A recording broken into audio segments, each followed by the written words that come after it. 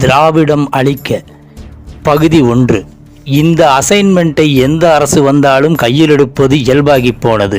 இந்திய துணைக்கண்டத்தின் தேசிய கட்சிகளும் மாநில கட்சிகளும் கொள்கை வேறு கொடி வேறு என்று காட்டிக்கொண்டாலும் வண்ணத்தில்தான் கொடி வேறு, எண்ணத்தில் இவர்கள் அனைவரும் ஒன்றுபட்டவர்கள்தான். அதுபோல் திராவிடம் போய் திராவிடம் என்று ஒரு இனம் இல்லை, ஆரியம்தான் இந்துஸ்தானினுடைய பாரம்பரிய இனம், அதைவிடவும் கல் தோன்றி மண் தோன்றுவதற்கு முன் தோன்றிய இனம் ஆரிய இனம் என நிறுவ மேஸ்திரி வேலை பார்க்க இந்து மகாசபை என்ஜினியர்களிடம் சபாஸ் வாங்க துடிப்பவர்கள் ஏராளம் ஏராளம். சில சமயம் இவர்களுக்குள் நடக்கும் போட்டா போட்டியில் யார் யாரை காட்டிலும் நன்றாக கூளை கும்பிடு போடுவது, இல்லை இல்லை அதைவிடவும் பணிவாய் தவழ்ந்து போய் காலை பிடிப்பது. காலை பிடித்தால் முதல் பரிசு கிடைத்து விடாது, டயரை நக்கினால் நம்மை யாரும் மிஞ்ச இயலாது என போட்டி போட்டி மாபெரும் போட்டி. இவ்விஷயத்தை மேலோட்டமாக பார்க்காமல், அதாவது வெறும் கண்ணால் பார்க்காமல் ஈரோட்டு கண்ணாடி போட்டு பார்த்தால்தான் தெரியும் அதில் உள்ள மைக்ரோ பாலிடிக்ஸ் என்கிற மோடி வித்தை. வெறும் கண்ணால் பார்த்தால் பொத்தம் பொதுவாக இது கார்ப்பரேட் வர்க்க அரசியல் என சுருக்கத்தான் தோன்றும். ஒரு வகையில் சந்தை பொருளாதாரத்திற்கு வேண்டுமானால் அது பொருந்தலாம். இன்னும் சினிமாக்காரர்கள் சொல்வது போல் ஈகிள் வியூ அல்லது ட்ரோன் ஷாட், பரந்துபட்ட விசால பார்வை என வைத்து கொண்டாலும் இந்திய பார்வைக்கு, குறிப்பாய் தமிழன பார்வைக்கு க்ளோஸ்அப் ஷாட் தான் தேவை.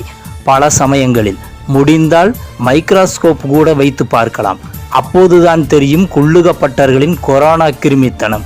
அது என்ன அவ்வளவு டேஞ்சரஸ் ஆனதா என்றால் ஆமாம், வெரி வெரி டேஞ்சரஸ் வைரஸ்.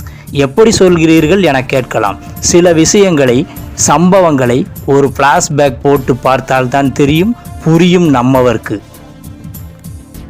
எல்லோரும் சொல்வது போல் அரைத்த மாவையே அரைக்காமல் சுட்ட இட்லியையே சுடாமல் இருக்க முடியாது. பழைய கல்லை புதிய மொந்தையில் ஊற்றி பருக வைக்கும் பார்ப்பனிய பனியா பாசிசம் இருக்கும் வரை அரைக்கத்தான் வேண்டும், சுடத்தான் வேண்டும். பழைய ஹிட்லர் உமானாத் என்கிற சிவாஜி படத்தில் ஒரு பாட்டு வரும். அந்த பாடலில் ஒரு வசனம் வரும், கதை கேட்டு வளர்ந்ததுதான் நம் நாடு என்பதுதான் அந்த வசனம். சரி, இனி கதையை ஹைக்கூவாக சொல்லி மைக்ரோ பாலிடிக்ஸை விரிவாக பார்க்கலாம்.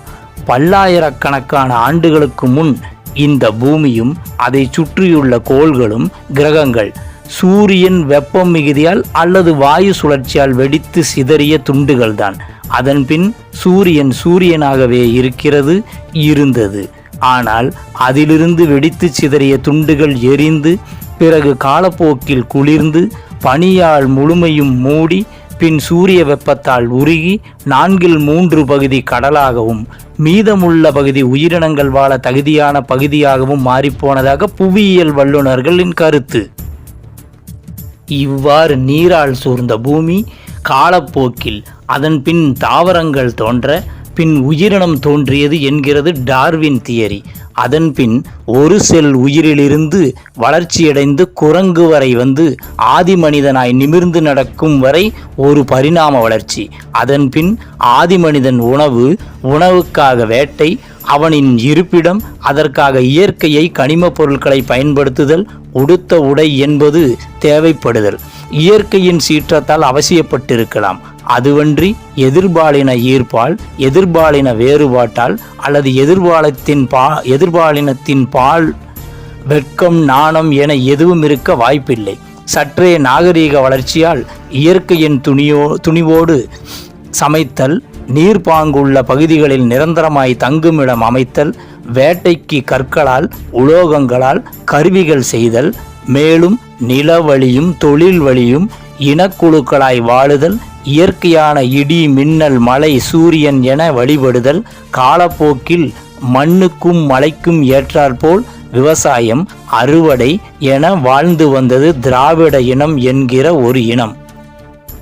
அவ்வாறு வாழ்ந்து வந்த திராவிட இனத்திற்கு அதுவரை எந்த வகையான பிரச்சனையும் இல்லை.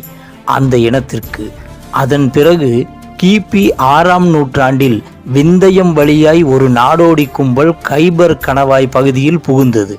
அதுவரை எந்த பிரச்சனையும் இல்லாது வாழ்ந்து வந்த இனத்திற்கு பிரச்சனை என்கிற கொரோனா பெருந்தொற்று அன்றே தொற்றிவிட்டது. புத்தன் சித்தன் என்று வாழ்ந்து வந்த திராவிட இனத்திற்கு சோதனை காலம் துவங்கியது. கைபர் கணவாய் வழியே வந்த ஆரிய நாடோடி கும்பல் தனது நாடோடி கும்பல் மட்டும் சுகமாய் வாழ எந்த வகையான உடல் உழைப்பும் இல்லாத சூழ்ச்சிகளை சகுனி வேலைகளை மட்டுமே செய்து பிழைப்பை துவங்கியது. நோகாமல் நொங்கெடுத்து தின்னும் மோடி வித்தையை பிறவியிலேயே கற்று வைத்திருந்தது. தான் வாழ, தனது கும்பல் வாழ கற்பனையான கடவுள்கள், வேதங்கள், யாருக்கும் புரியாத மந்திரங்கள் என நிறைய சதி விஷயங்களை அரங்கேற்றியது. மக்களை நெறிப்படுத்த, நல்வழிப்படுத்த இருந்த புத்த சித்த குருமார்களை கொன்று குவித்தனர். ஆதிசங்கரன் என்கிற தெய்வத்தின் குரல் பேர்வழி 4 திசைகளிலும் 4 சங்கர மடங்களை உருவாக்கினார்.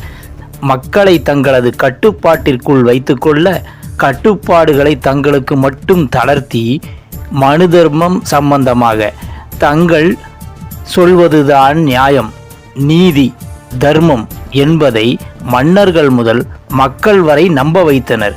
இம்மாதிரியான நம்பகத்தன்மைக்கு சப்பைக்கட்டு கட்ட ராமாயணம், மகாபாரதம், கீதை, தெய்வத்தின் குரல் போன்ற விஷயங்களை திட்டமிட்டு பரப்பினர்.